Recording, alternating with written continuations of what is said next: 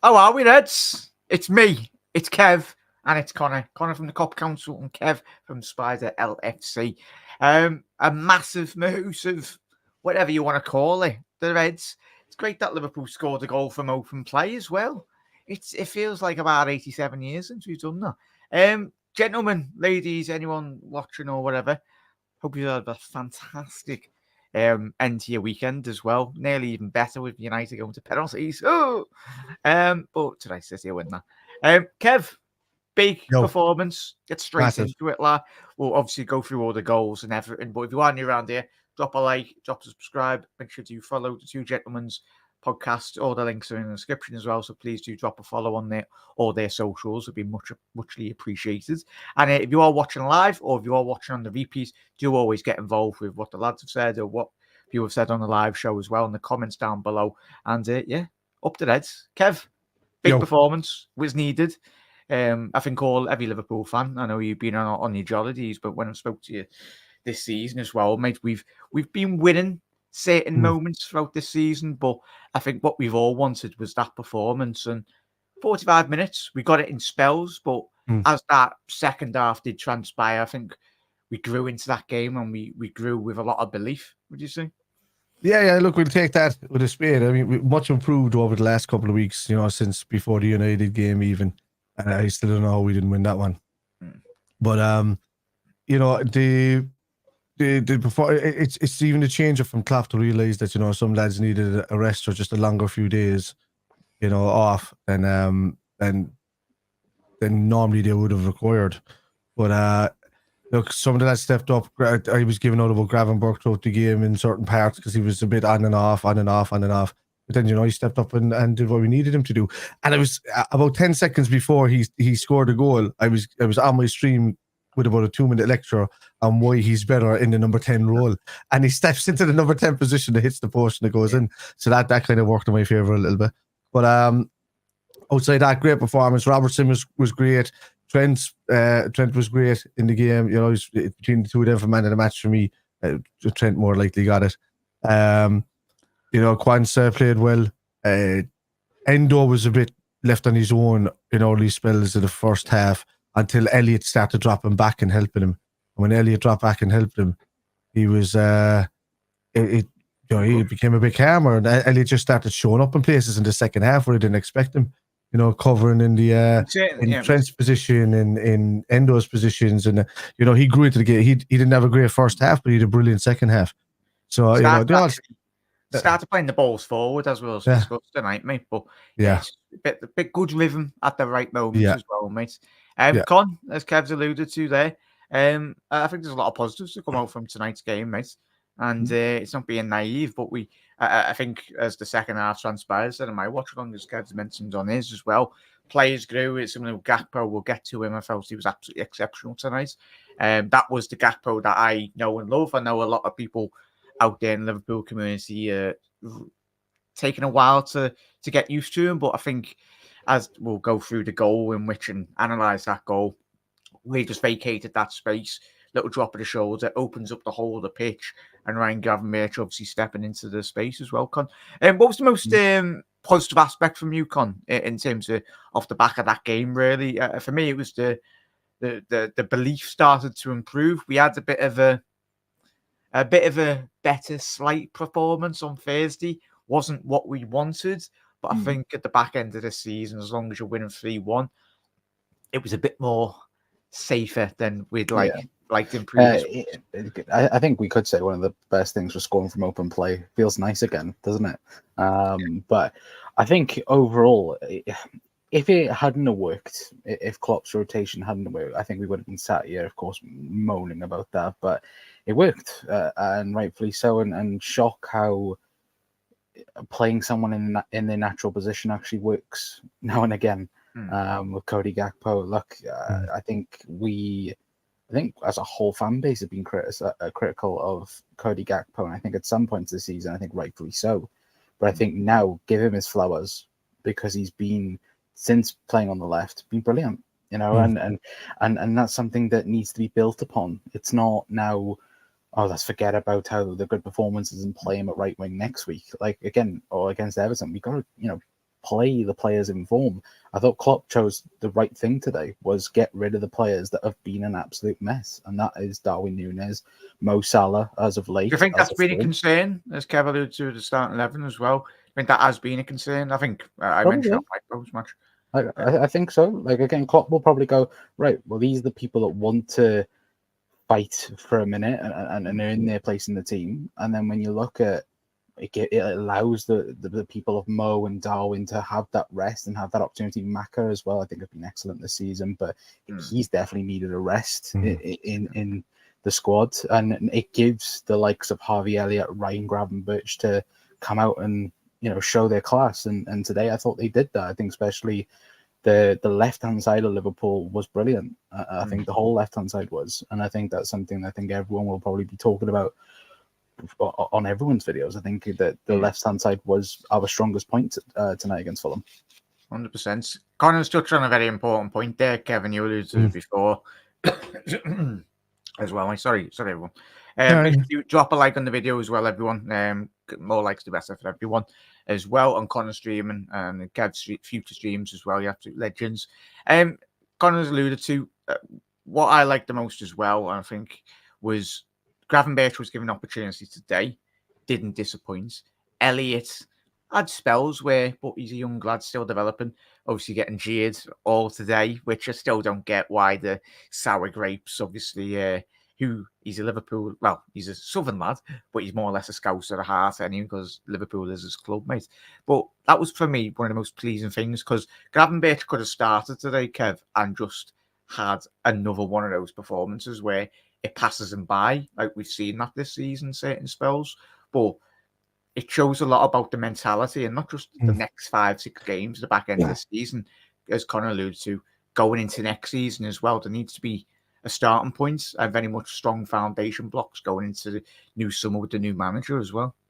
Yeah, I slightly disagree about the Gravenberch thing because I thought he was fairly average first half. I thought Robbo and Gakpo were brilliant in the first half, and you're right about that left-hand side.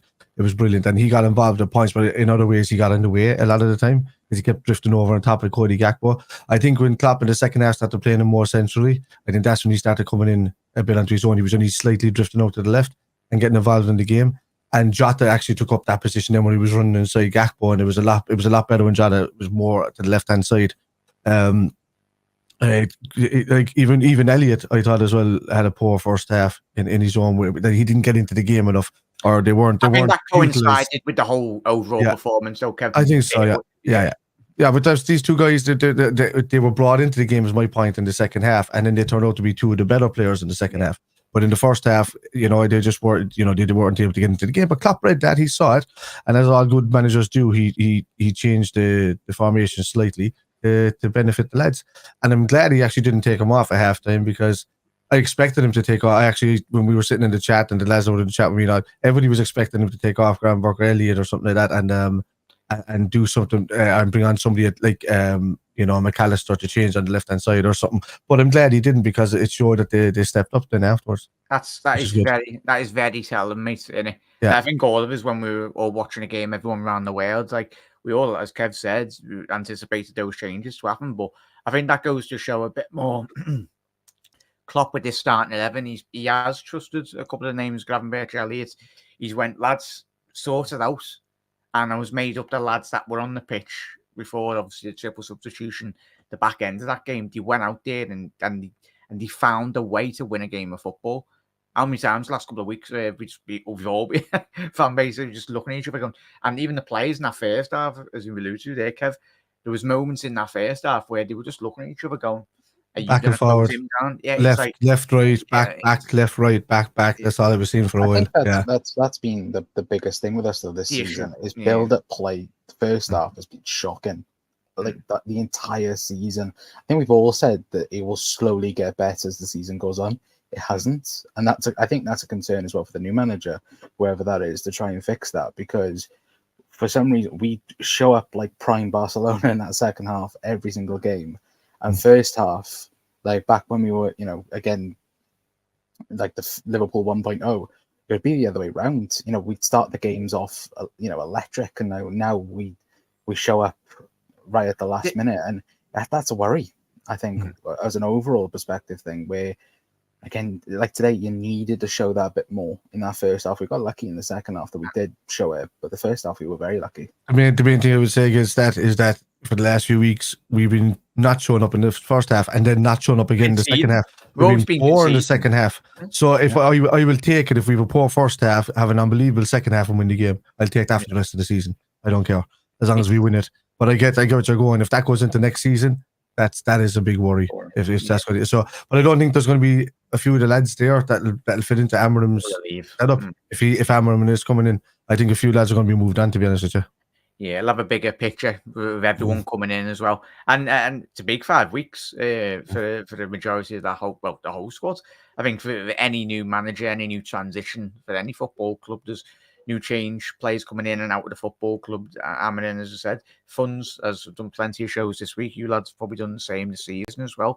There will be needing funds to get generated, but and dare I say it, that's one of the good positive things that Henderson did give this Liverpool side in those great Klopp years, was that tenacity, that ability to just put the foot on the pedal really and just be an absolute nuisance closing and everything as well. So it is positive, lads. We'll get straight into the comments as well, and then we'll go obviously into analysing all the goals and everything.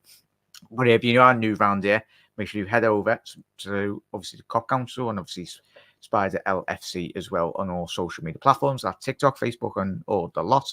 But Panel said here in the comments, big up Panel, big up to everyone in the comments. Get your comments in. We will read out every single one of them tonight.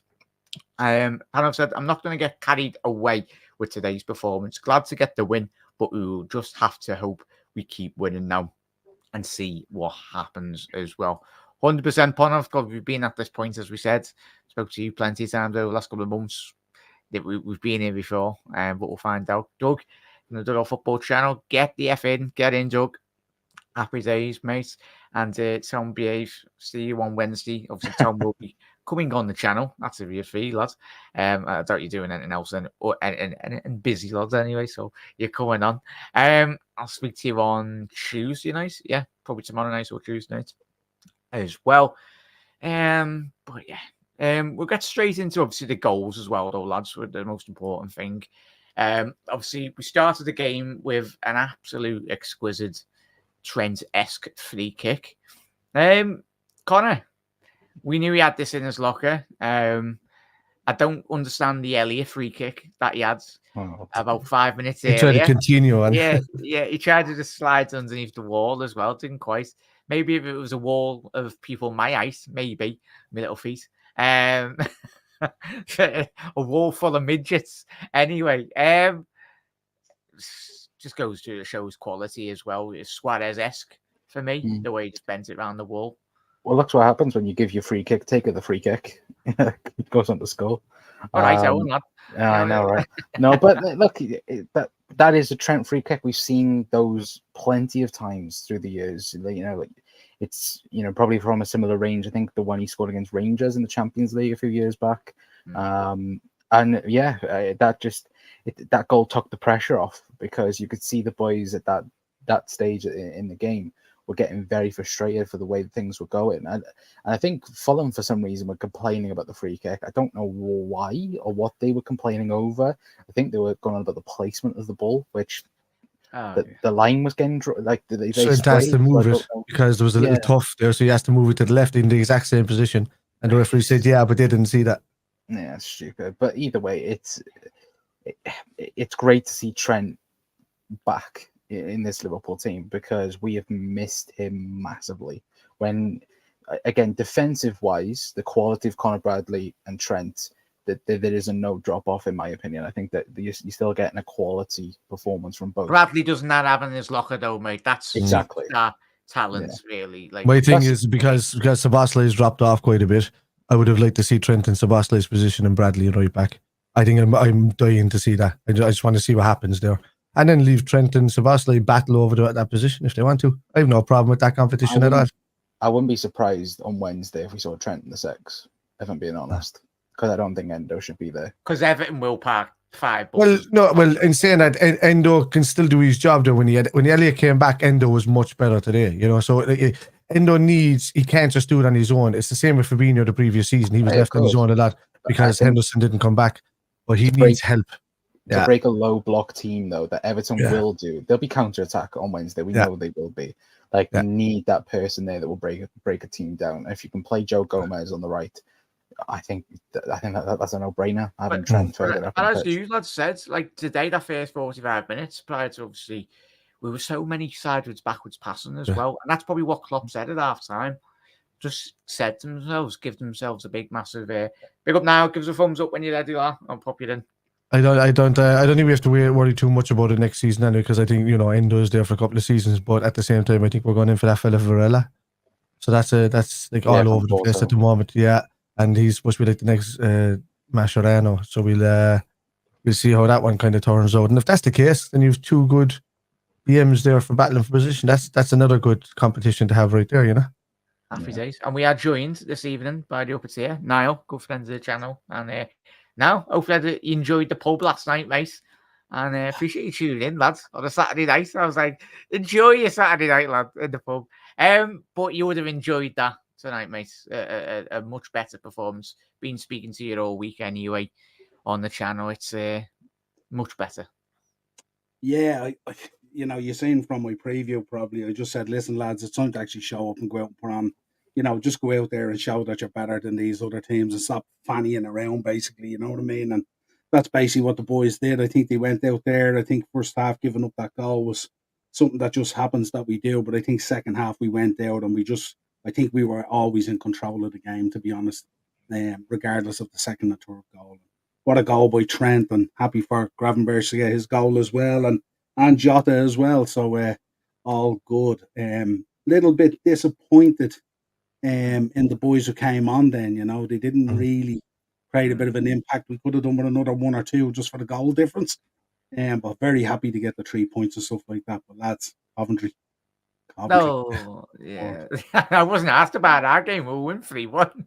Could have been a great weekend, couldn't it, Coventry? Could have been the Wimbledon boys back again going against City. Yes, there we go. You never know. The good thing about Salah coming on is that he looked slightly sharpish from what he did recently, and the little back heels and the passes, but Nunes was still after running offside about 5 times. And Spider, he still looks slow though, doesn't he? He does, yeah. But I mean, that's a mix. I think that's a mix of his first injury ever for the club that had him out for like 3 months. And I think he's skeptical coming back, or he's skeptical coming back from that, and Ramadan on top of it for the month long. I think it'll take it. If we get a good Mo Salah for the last 4 games in the season, I'll take that. So if he scores the winner and us winning number 20th, it'll all be forgotten, and you'll have all the stat merchants can go, so you can sort of swivel on that on our 20th league title, mate. Somebody said I've seen a few conversations around recently of people saying that he wasn't world class. No, don't get me started. What are you smoking to think he's not world class? What? He's got the best stats from a right winger in the history of the Premier League. How long have we got tonight for tonight's show? We've got to get through some of the goals as well. But it's all right. I'll just start a stream. Seen it everywhere. I've seen it in about 5 chats. I've seen it on Twitter, and I was like, who the hell is talking this crap? Like, makes no sense. The dude has a dip the first time in his Liverpool career where he doesn't score goals, and he's a little bit lethargic, and people have the gall to turn around and question him. He can play it's timing, Spider, isn't it? It's just timing. You know why? Because it perfectly suits him if he's leaving the club. But then you're tainting the legacy of a fella that literally brought us back to the peak of football. He carried us on the back. Our fan base sometimes does deserve going back to the Rodents and certain sections of our fan base, because the Milan Jovanoviches, the Harry Wilsons, and I'd love to know where that fan base was for the 30 years where we were missing. That's my question. That's what a time to be alive that was. It was great. I mean, it was great because the thing we had to look forward to every season was beating the Evan and stopping United to try and win the title. That's all it was, But it was fun, and we enjoyed it. And then winning more still winning European trophies more than them, so it doesn't matter. It was all good. But in terms of quickly, chat's mentioning there, Con, I'll let you answer this and quickly ask the lads to. Kev alludes to the 6. I've done plenty of shows with Niall as well this season. In terms of Amarin, Con, potentially, could you see him play as an 8? Or has he got that defensive mind, really? Or can I know Red Machine said, but do I see Gravenberch as a 6? No. Like, Gravenberch has never been a 6 for anyone. Yeah. The thing is, Gravenberch is he's a confidence player, isn't he? You know, if he gets in a couple of times, you see the best out of him. I think this is why you never saw the best out of him at Bayern Munich. You saw the best of him at Ajax earlier on in the season when he was basically that left-hand side before he got injured. And then I think we rotated, of course, and put Endo in and then Maka more as the 8. It just goes to show that, like, having a good squad and having a good midfield, it is so crucial. Look at, last season, for example, we didn't need to go back to that times, but having so many good, talented players that can play as an 8 or a 6, because he can play there, but having a class look at City, and I mentioned this on the show last time, we've done plenty of shows, having a world class, like, if you put a world class Fabinho when he was in form, look what it done to our squad. Mm-hmm. It done to Gravenberch to me is like Adel Trapped.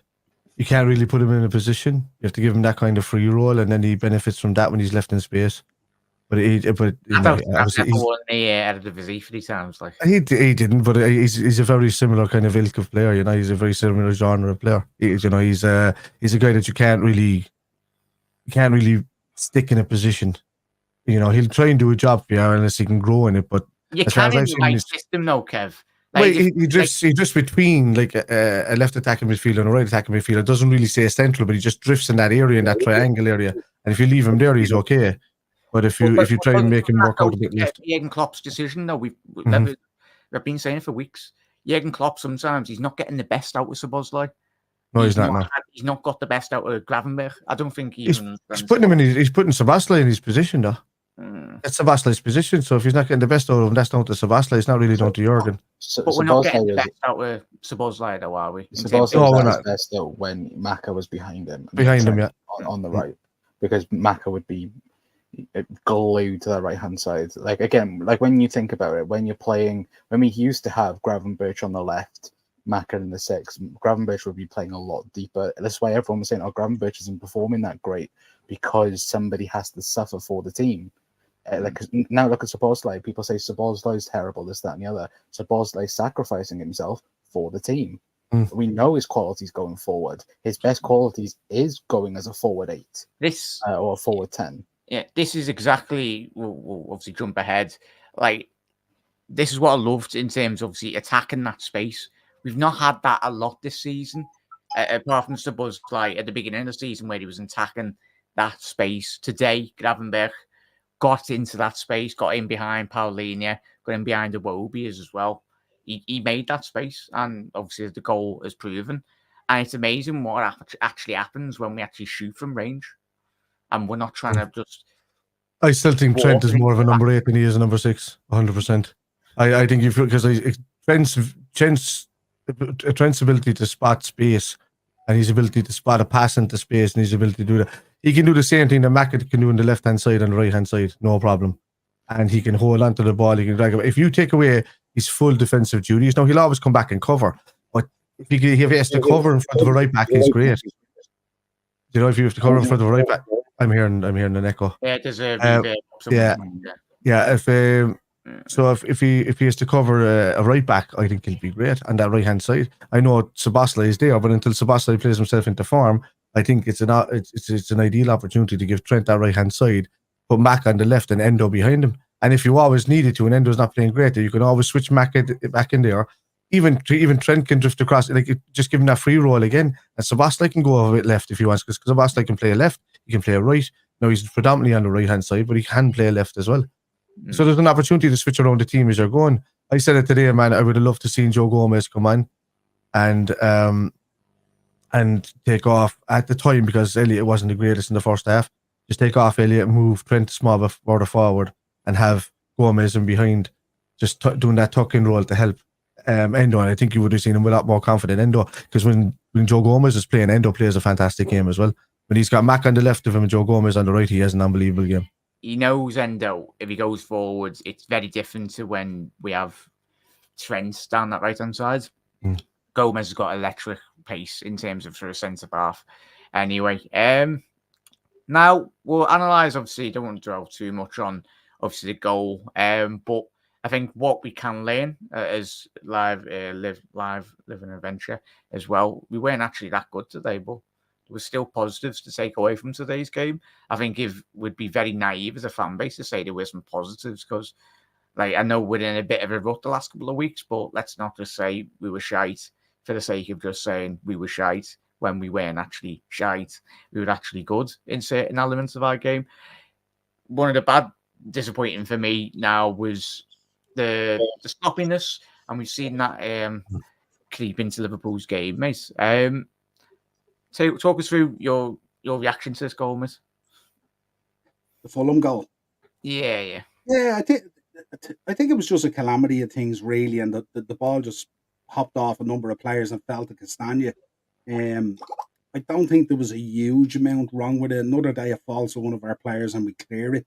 I just think it was one of those goals, and it's been happening to us a lot of the season. But following on from your conversation there as well, my only concern really going forward is how many of these players need free roles, and how many of them can we give free roles to. I think when Amarin comes in, if Amarin is the guy who comes in, I think he'll want it a little bit more structured and stuff like that in the way that he plays and puts his teams out. And I don't think you'll see that many players just getting, I mean, not playing with a freedom, but I mean having that free role. Like, you listen to Trent today, Trent talking about how he'll play as a 6 or an 8 or at times a 10 or out on the wing and all this. And you sort of worry about how many of those players that are there that are kind of being crowbarred into positions at times, because sometimes we've had to because of injuries and stuff like that. But you know how you look at McAllister, a lot of the season he was playing as a 6 when we wanted him as that creative 8 going forward and stuff.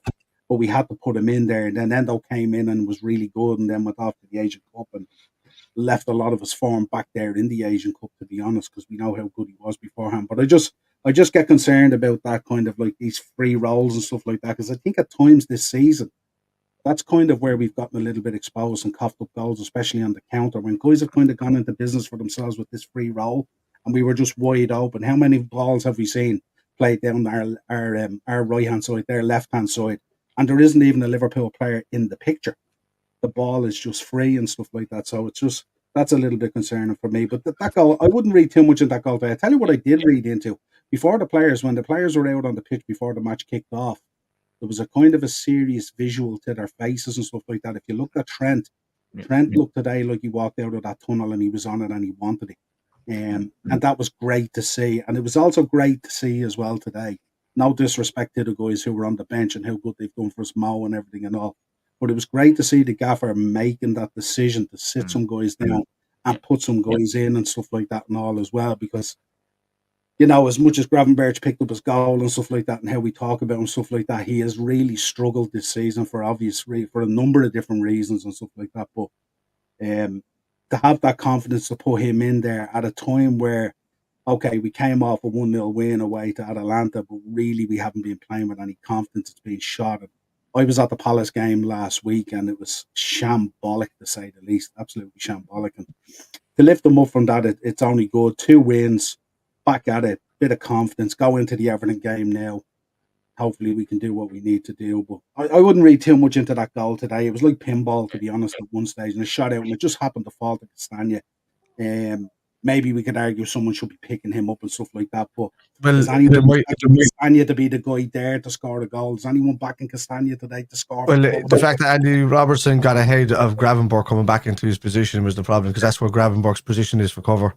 That's what I was giving out about in the first half, because Gravenberch followed and tracked the man that he didn't need to track because Robertson had him. So when Gravenberch tracked him, by the time the ball kind of was bobbling out, that when Gravenberch seen that the ball was cleared, he should have been turning and running back to the penalty spot. That's all he needs to do, is turn and run back to the penalty spot, but he didn't. He just kind of went like this, and he didn't know what was going on if you look at it. And Robertson is the guy that got out past him from a deeper position. Yeah. So I kind of... positional sense, really. I suppose possibly when you're in that close to the goal and the ball is bobbing around like that, maybe your natural instinct is to say, right, I'm going to cover the line with the keeper maybe and create a block or something like that and not actually go to the player. So you're in two minds at times, and it happens so quick as well, you know what I mean? So it just says, like, the body language in terms of, you look at Endo, obviously with that goal, initially I anticipated it took a deflection off Alisson. On a couple of replays it did as well. If it wasn't for that flick on from Alisson. Yeah, I think that's your mic there. Now there's a bit of reverb off that, mate. So we can try and sort that, please, lad. Yeah, it's so Endo gets into that position. It was he's done really well to come back. It was he's done well, but as he said, let's try not to dwell too much onto it. But I think the most positive, would you say, like, Con, just quickly to round off on that, is the players did react. I think obviously Andy Robbo, I think it was sliding in there. There was a more of a willingness in terms of when we seen that danger in front of them. They reacted much quicker than we've previously seen. As now said, the Palace game, that was more or less walking football, and it wasn't good enough. Yeah, no, and I think that probably added fuel for the second half, though, as well. Like you said, the difference from the first half from the second half. I think those boys would have got in that dressing room and gone, you know, we're not going to do this again. We're not going to be speaking about us, you know, dropping points again and after a poor performance. Like, you look at the Palace game, there was no reaction from, you know, what was happening. It was the same type of football. And even though today, you know, there was a few, you know, sticky periods in that second half in particular, but, you know, Liverpool looked like taking advantage of everything that was going forward, which was a massive positive. And it goes to show again from the players that was on the pitch, like they showed a reaction, and then they should be cheered and praised for that, because it's a hard thing to do, to come into the team and to, you know, just make a positive out of a very sticky situation for Liverpool. Because if we had dropped points again today, you know, that, you know, it's speaking very negatively, wouldn't we? Like, if it's so easy to be in a rut, and we've seen that last year. Like, Christ, how many times did we have an emergency meetings supposedly at the football club? It seemed like we were having an emergency every single week. There was arguments going quite public, really. Well, they tried to keep it quiet, but hence why Henderson got shot. Really, they got rid of him. At the football club, there was quite internal discussions that weren't too good. So in terms of the reaction today, I think I've put Gakpo as my man of the match. I'll get to yours as well. Say that's fixed now. Yeah, I think that's all good now. All good. Nice one, mate. Thank you. All good. Yeah. So in terms of the goal, I wanted to pinpoint this as well. I think many of the times over the last couple of months, we've questioned not Gakpo. We know his quality, but that's a 50-50. Liverpool in recent weeks have not been winning our 50-50s and even third or fourth ball transitions as well. But I just love this movement from Gakpo in terms of his just getting into that area. Gakpo from a couple of weeks ago probably would have just went, yeah, sounds, I'll lose that battle. But I think a bit of belief in recent weeks has shown, obviously, winning that battle. It's an important battle, really, because obviously transpiring, obviously Jota with the build-up play as well, getting into that space, Gakpo with the right weight of ball, and Gary Neville trying to wetting himself, trying to say, oh, he's offside. Go and cry about Wembley today, mate. It's a great delivery into obviously the path of Jota, Kev, and that's exactly where Jota does thrive in those. Didn't have a lot to do today, Kev, but if Diogo's doing that, getting the ball in the back of the net, that's what he's there to do. That's a perfect offside onside run. Yeah, there's nothing else. People can cry and say offside is onside. If VR say that's onside, then that's the perfect onside run. That's as close as you can get. That's as elite as you get making an onside run. You know, so you know, and like I say about that only for Jota, you know, he looked the same as he did when he came on a couple of weeks ago. Not the same as he did. He was good. He's good when he came on against Crystal Palace. He was the only lively thing that came on that pitch against Palace. Against Atlanta, he was a bit huff and puff. But you know, he looked sharp. He looked like he was getting into the game. It all depends on who he's playing with as well. I always find that when him and Gakpo play together, that they don't tend to look for each other. There's an awful a lot more Like Gakpo tends, not in that way. Gakpo tends to open himself up for more shots than he does pass it to Jota. Let's say it that way. And whereas Jota will just lay it back to the nearest person that's there. So it just kind of shows the mindset between the two. I do find that Gakpo had a really improved game today, but is still very, very much guilty, the same as Luis Diaz is holding onto the ball way too long. The same as Curtis Jones sometimes. So I wish that he would, and he's done some brilliant things today. But if he can just take out that holding onto the ball a bit longer, that'd be great. Then you've got him at an elite, and stick him in that position. You're dead right. Put him in that left hand side. He's very good there. I just need to. I think it slows down the game. Anybody who holds onto a ball slows down our game, and it's not how Liverpool play. And it only hinders what the forwards are making a great run. A couple of times last week, Sebastian went through. A couple of times, Jota was going through. Nunez was going through on perfect runs, and they held onto the ball, him or Jones, and it slows us right down, which I don't like. Would you put that down to confidence, inner belief confidence, Kev? Like, it's footballers, and especially the second half as well, when the lads had a bit more confidence, football becomes a lot more simpler. And like, even the beginning of the year, that goal that we scored against Chelsea at Stamford Bridge, you wouldn't think that was the same Liverpool team that we've had over the last couple of weeks. Like, it was a 20 pass and move goal. Like, it was, it is, and as Wiggs has said there, it's amazing if that was Nunez instead of Jota, it would have been 20 and he was five times when he came on. He was offside in that position. I saw it. Nunez is still a kid. Let's say it this way, right? So he's a fantastic. He makes fantastic runs. He's a good positional player, and he's added a bit more finish into his game now. Now he has to watch his runs. He does make great runs, but sometimes he has to realize you're not playing in these Portuguese pitches or Spanish pitches or South American where they're a lot wider. And I still think he's finding his feet and getting used to the tightness of how fast opposition teams step up when they're playing these kind of low blocks and counter-attack low blocks. So he's finding his feet with that. But also he could just be a bit of a dope that can score goals. That's the only way I can say it, because it just seems like he's a good bit of crap. But sometimes he lacks attention. And we kind of don't care because he just causes all that chaos when he comes on the pitch, and he's good for keeping defenders busy. But he really does need to. I think Amorim is another good man managing player, but I think if he wants to keep Nunez, he'll be taking him aside, and he'll be really getting him to work on what he can do in that part of his game. Whereas Klopp kind of works collectively and doesn't really take players aside. He treats them he gets them to work on their own stuff. But I think Amorim's a more hands-on manager, where he will go individually to each player, working them that week. If they're the major problem, he'll nip that in the bud. So we'll see. And that's if we're getting Amorim. We don't know who we're going to get. I mean, Jose Mourinho was at the bloody Craven Cottage today, so I don't know.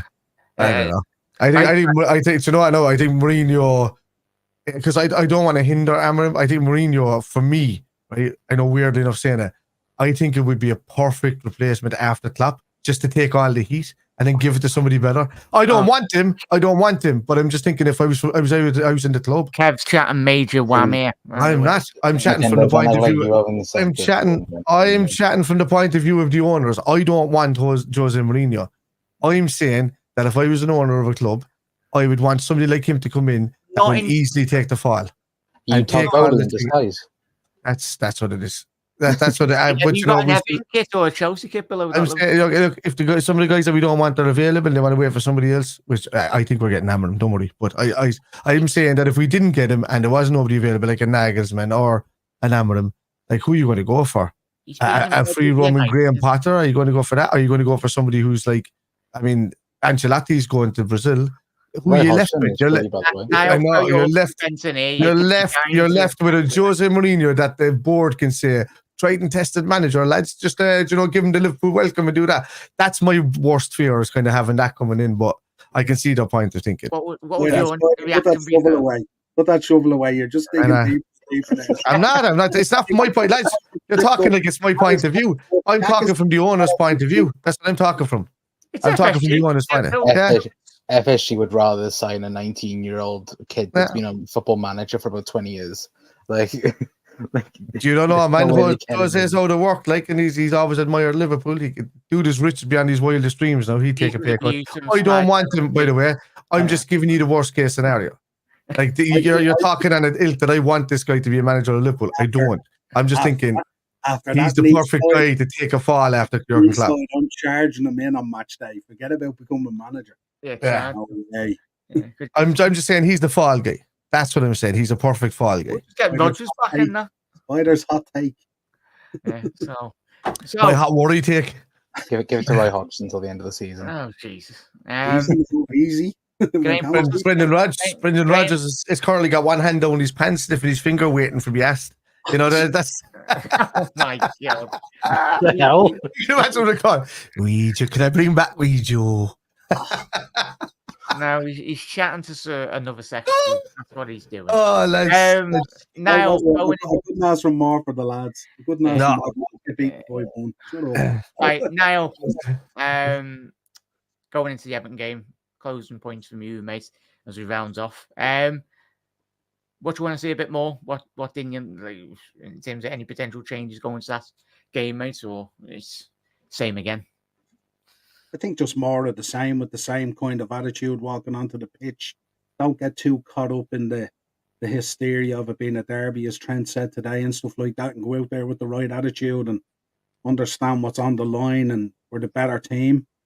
If anyone did a combined 11, we're the better team everywhere. Just go out there and for the next 5 games, just like the Everton game, just show we're the better team and go out there, put on the display. I'm not worried about performances at this stage. I'll take a 1-0 now off the backside of Tarkovsky. I don't care. It's going to be an ugly game, innit? Yeah, just get the 3 points, get out of there, keep on building on the confidence, and put it back in the lap of the other two. Let's see what the other two have. They got the minerals this season to see it out, and have we got the minerals to push it right till the last week and stuff like that? And that's what we need to do. Tough away games. We're certainly being tested with the way the fixtures have fallen. And it'd be just like Everton to want to spoil the party. But let's go out there. It'll be a bit more physical. So I'm not too sure. Whether Gravenberch will be the answer there. Maybe going in, you might need a bit of a change there, because I'm not sure Everton are quite physical there in that midfield and stuff like that. I'm not sure whether at times he fancies that. That might be one change. Harvey again, I think, might be a springer from the bench as opposed to a starter.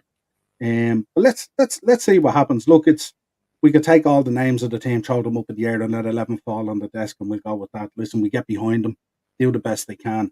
Got to just kind of keep on trying to put 3 points on the board, but not get too caught up in the derby thing and all that kind of situation, because they'll try and shithouse it. We know what they're like.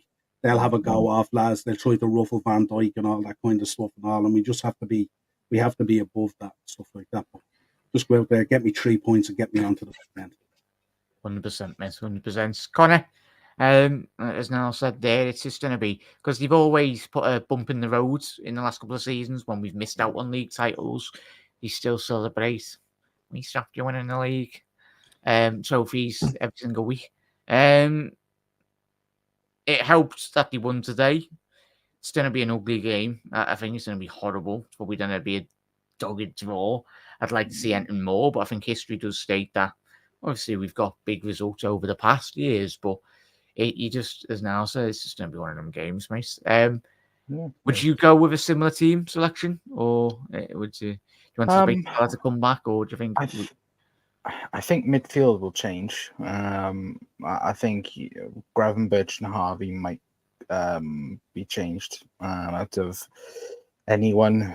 Maybe I know I mentioned the 6. I think there's a conversation there what Jurgen would want to do with that. Again, if you want a more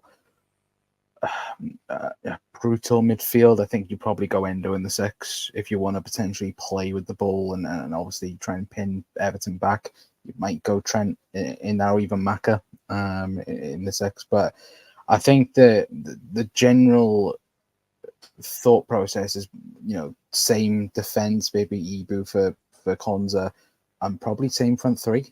Again, give Mo more time off. I know it's a big game, it's a Merseyside derby, but that front 3 for me deserves to start on Wednesday. And then you can obviously bring on the likes of Mo and Darwin to that. But the main thing, again, is the performance. Again, the result is obviously key on Wednesday, but I just want a performance against Everton. I don't want to be speaking on Wednesday night and talking about how we could have done better here or better there. I want us to go to Everton and put a performance on. and go listen and get 3 points. I think we can do it. It is capable. It's going to be difficult, but again, if Liverpool play Liverpool way, then we get 3 points against Everton. I love it. It's always a feral atmosphere, to say the least. Anyway, not like the derbies and like the 90s as well. Obviously, I think the derby atmosphere is it's got a lot more toxic, and it's like, come on, like it's for me, it's never been about like it's a friendly rivalry. I know, but it's the last 10-15 years it's become a lot more horrible. But the great Everton fans and the great Liverpool fans out there that keep it professional and are well respected. I think the city, the both football clubs have been together in some of the most darkest times the city has found as well in many of the year. But hopefully we do get a good spectacle in terms of football. And Kev as well. It's are you looking forward to it? I am. I'm very much looking forward to it. It's even saying that, as before we get into that, the last team to ever win like 6 games in a row in the league was us and City at the same time, which was in 2019.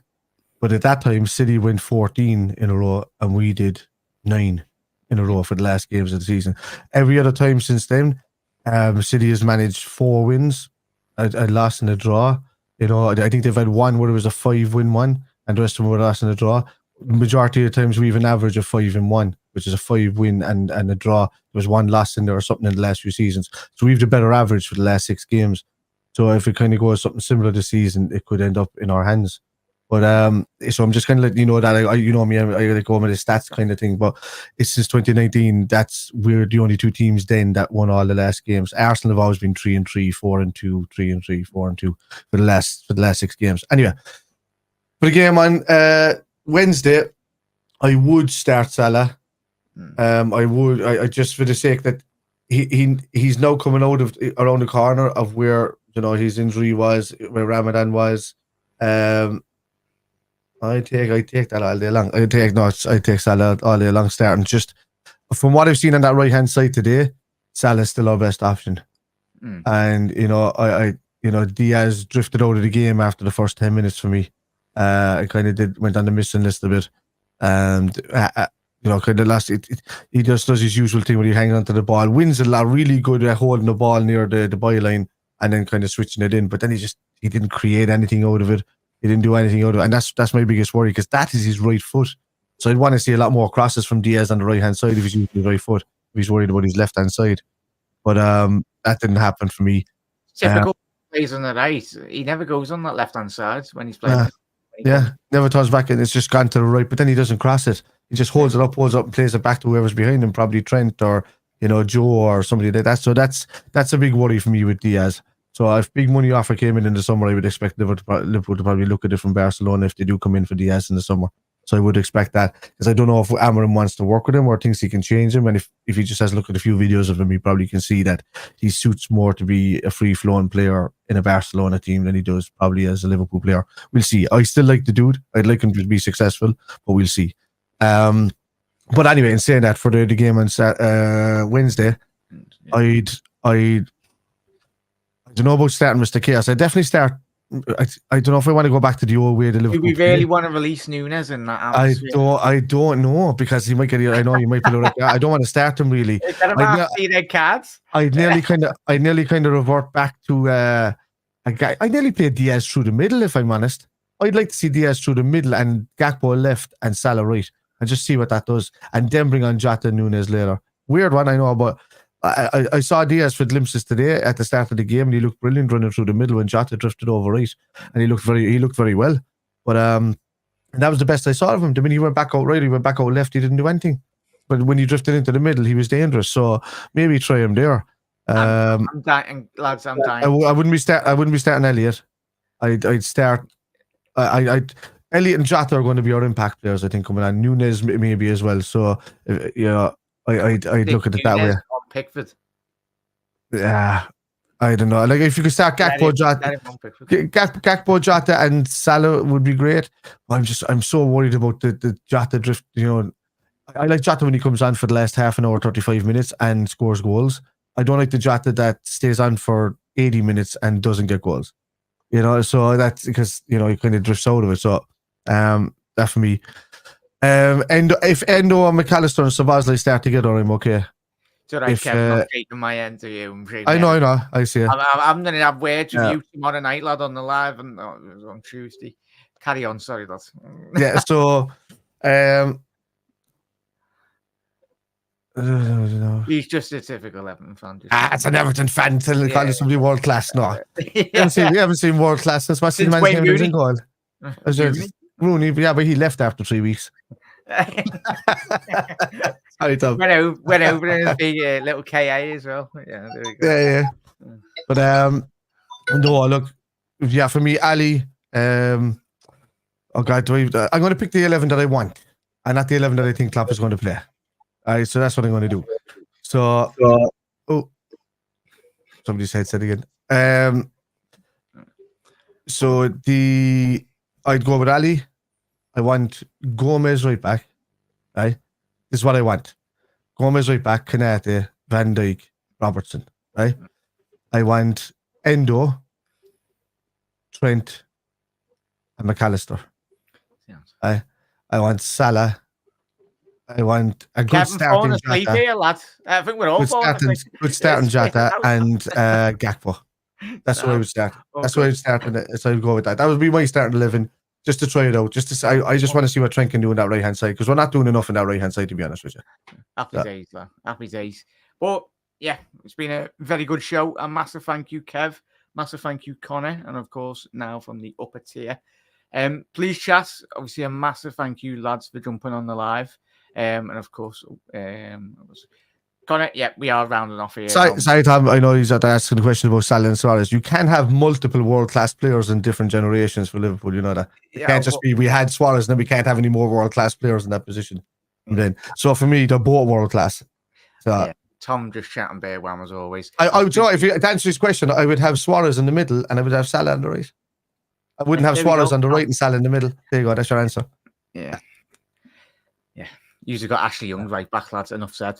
But yeah, up to the heads. Happy days. Liverpool winning a big 3 points today. Wednesday is going to be toxic. It's going to be absolutely. I want to see if we're 4-5-1 up. I want to see Nunes put Pickford in the stands, please. Up to the heads. Chat Reds now. Kev, Connor as well. A massive thank you. You can find all the chat lads channel links are all in the description. Please do head over and support all the lads on all the content as well. It'd be very muchly appreciated. The lads, hopefully get them on after the derby if they're available. But everyone, have a lovely rest of your end to your weekend. Obviously go and smash Monday as well, whatever you get up to. And yeah, up to Reds. Liverpool scored them from open play. Open play. Up to Reds. There we go.